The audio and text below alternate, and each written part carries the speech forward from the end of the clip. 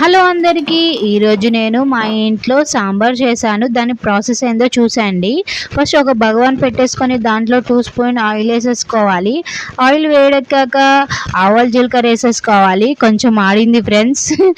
దాని తర్వాత తెల్లగడ్డ వేసేసుకున్న తర్వాత 3 పచ్చిమిర్చి వేసుకోవాలి. వేసేసుకున్న తర్వాత కొంచెం ఆనియన్ వేసేసుకోవాలి. ఆనియన్ కూడా కొంచెం వేడెక్కాక కరివేపాకు వేసేసుకొని బాగా ఫ్రై చేసుకోవాలి.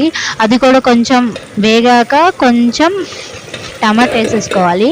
అది కూడా ఫ్రై చేసుకున్న తర్వాత వెజిటేబుల్స్, సాంబార్ అంటే వెజిటేబుల్స్ కంపల్సరీ కదా, అవి కూడా ఇంట్లో ఉన్నవి క్యారెట్, దోసకాయలు, మునక్కాయలు, ఆలుగడ్డలు వేసాను ఫ్రెండ్స్. అవి కూడా బాగా కట్ చేసుకొని వేసేసుకోవాలి. వేసేసుకున్న తర్వాత కారం, ఉప్పు, పసుపు అనేది మన తగినంత వేసేసుకోవాలి ఫ్రెండ్స్. కొంచెం తక్కువైనా కానీ మళ్ళీ రుచి చూసిన తర్వాత వేసుకోవచ్చు. వేసేసుకున్న తర్వాత అది కూడా బాగా 5 మినిట్స్ 10 మినిట్స్ బాగా తిప్పుకోవాలి ఫ్రెండ్స్. ఎందుకంటే అవి బాగా ఉడకాలి కాబట్టి మంచిగా తిప్పేసుకున్న తర్వాత నేను సైడ్లో చింతపండు అనేది నానబెట్టుకున్నా ఫ్రెండ్స్. అది కూడా దీంట్లో వేసేసేయాలి. వేసేసిన తర్వాత ఒక 10-20 మినిట్స్ బాగా మూత పెట్టి బాయిల్ చేయాలి ఫ్రెండ్స్. బాయిల్ చేసిన తర్వాత నేను సైడ్లో కందిపప్పు అనేది 4-5 విజిల్ వచ్చే వరకు ఉడకబెట్టుకున్నాను.